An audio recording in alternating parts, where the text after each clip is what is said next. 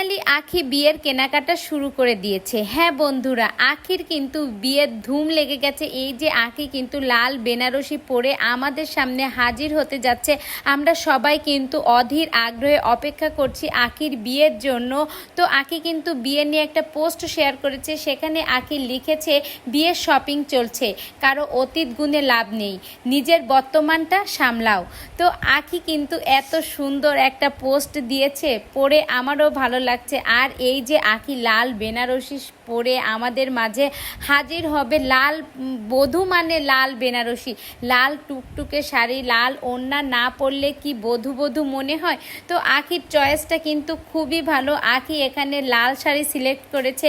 আর বিয়ে মানে লাল রং থাকবে না তা কিন্তু হয় না। অনেক সময় দেখা যায় যে অনেকেই কিন্তু বিয়ের লুক নেয় লাল, মানে বিভিন্ন ধরনের শাড়ি বা লেহেঙ্গার যে একটা বিয়ের লুক নেয় অন্য অন্য বিভিন্ন কালারের, কিন্তু কোনো কালারেই দেখবা মানাবে না, শুধু একমাত্র লাল বেনারসি শাড়িতেই কিন্তু একটা বউকে মানায়। বিভিন্ন সময় আমরা বিভিন্ন দেখে থাকি বিয়ে অনুষ্ঠান বিভিন্ন ধরনের ড্রেসে, কিন্তু তোমরা দেখবা লাল বেনারসি কিন্তু বেস্ট।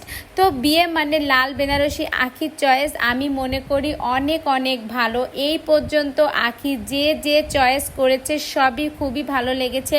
আর নিজের বিয়েতে একটা শাড়ি পছন্দ করবে সেটা খারাপ হবে তা তো নয়।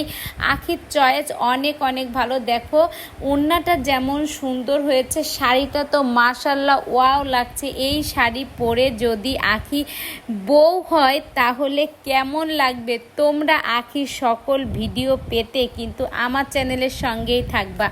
আর আখির জন্য সবাই দোয়া করবা, আখির সামনের দিনগুলো যেন অসম্ভব সুন্দর হয়।